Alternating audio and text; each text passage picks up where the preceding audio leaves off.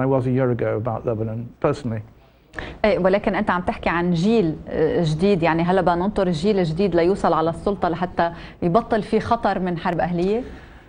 You know, I tell you, I have a problem with trying to explain this because you give me the honor of living in your country, and therefore I never want to say anything which is terribly rude. But you see, I think the problem is this: to be a modern state, Lebanon has to deconfessionalize.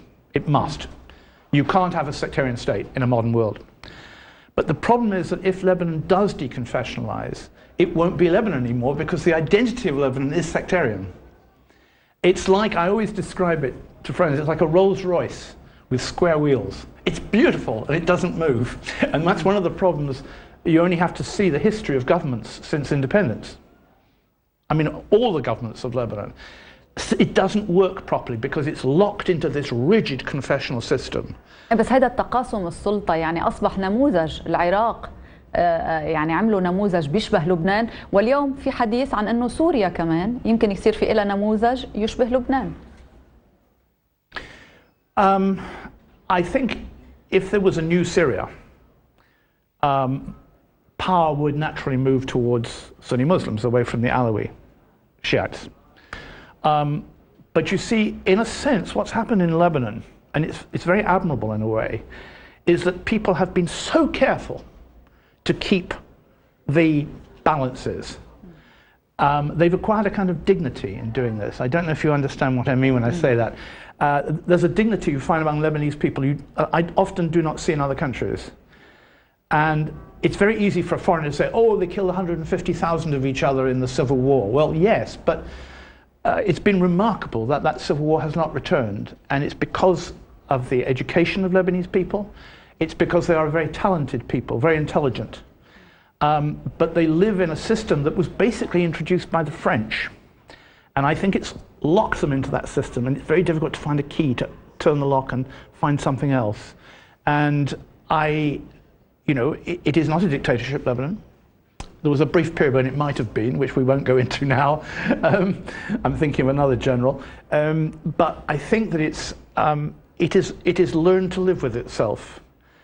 And despite the fact that every Lebanese I know complains about the government, prices, food prices, petrol prices, and so on, I think generally most Lebanese like to live in Lebanon. They like this country. رغم كل الظواهر اللي عم نشوفها مؤخرا إن كان على موضوع الأمن وعدم الاستقرار، ظواهر بعدة مناطق وحرق دواليب، الأحداث اللي كانت عم بتصير، ظهور إسلاميين بمناطق عديدة واعتراضات من جانب مجموعات إسلامية، كل هيدا الشيء برأيك مش مؤشر لحتى يكون على مستوى كل لبنان أو على مستوى يصير فيه شيء أكبر من اللي عم نشوفه؟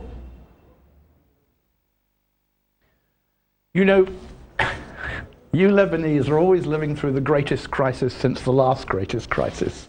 This is what you have a habit of doing. And I've actually begun to think like Lebanese now because I've been here so long. صار لك زمان على كلنا. But I think that I think that there will come a day, not of Arab unity.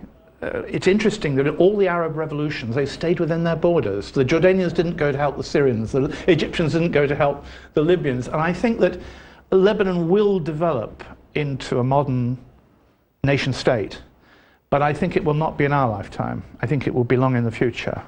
I think it could, but it's going to need greater education. And I think there's going to be, you're going to have to discuss things like mixed marriages. I know that there's a certain people with a level of education or money who do intermarry, but by and large, most of the villages I go to, they have not intermarried the people. And one of the things about a nation is that you see your country as being more important than your religion. In England now, for example, Protestants and Catholics intermarry. I have friends in Belfast who are Protestant Catholics who are married. I can still think of quite a lot of people here who are Christian and Shiite and so on, but not so many.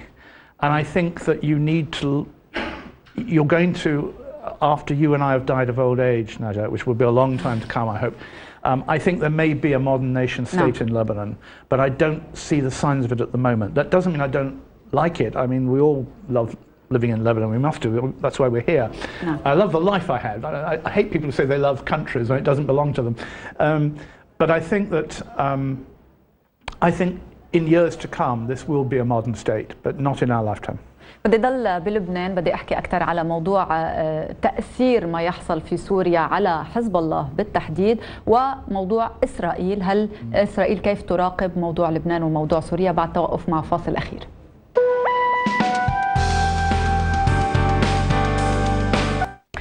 عودة لمتابعة الجزء الأخير من ترانزيت مع روبرت فيسك. روبرت، يعني حزب الله كيف سيتعامل مع إمكانية إذا النظام سقط في سوريا؟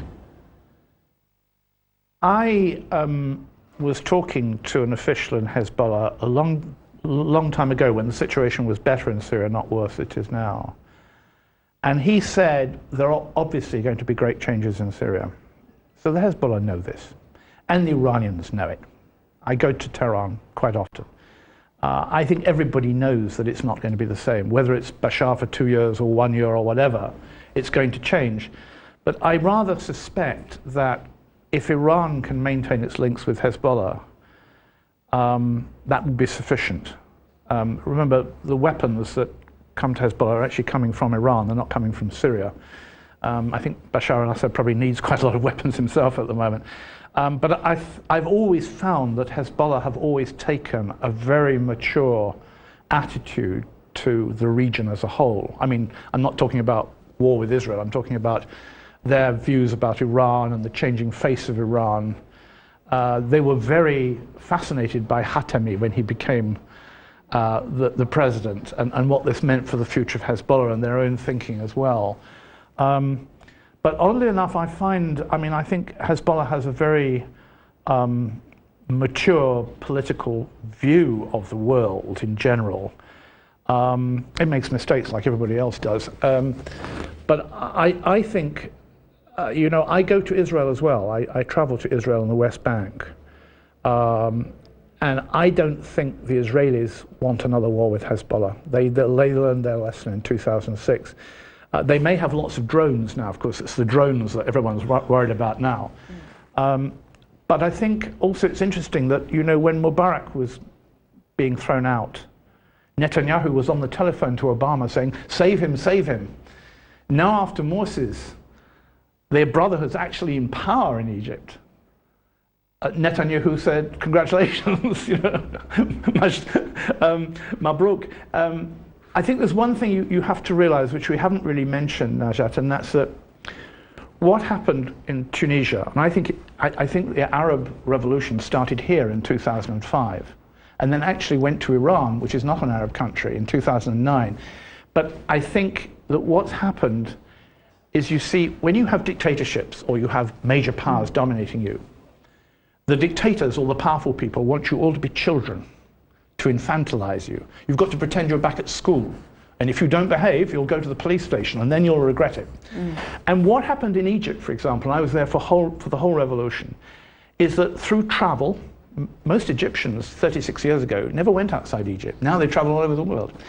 And through, of course, iPads and technology, but too much has been made of the technology. They've also improved their education in Egypt. Not enough, 40% of the population is still illiterate, but they've got better education. I've noticed when I've given lectures at the University of Cairo, the students are much better trained now. I think with travel, education and technology, all these children suddenly grew up and became mature, only to discover that all the children were actually in the government, one of whom was 83 years old. And I think it's this changing, and suddenly when you grow up, you become dignified. And the people have always demanded dignity. That's what they were asking for in Tahrir Square. They want the dignity of being adults, of being mature people. They haven't, you know, we in the West, we think that Arabs rise in revolt because you want more money or motorways or hospitals. But when you actually go to these revolutions, they're asking for dignity, not money.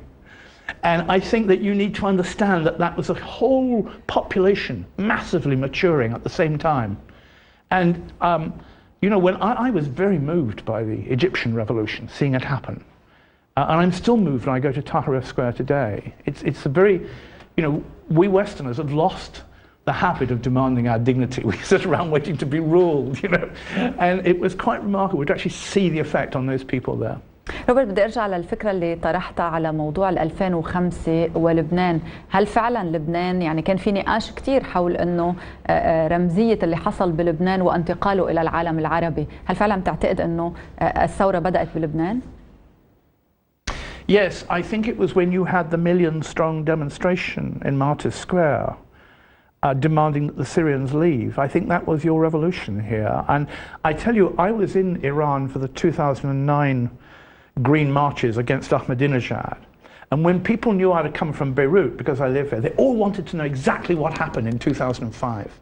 They watched it with great fascination in Iran, seeing that all these people come together in a little country like Lebanon compared to Iran, which is a huge country. And I think Lebanon's had a great effect, much greater than it realizes, on the rest of the Arab world. In Tahrir Square, there were quite a lot of Lebanese flags at the revolution. I don't know if you knew that. I know, of course, there's a cedar tree. I recognize it straight away.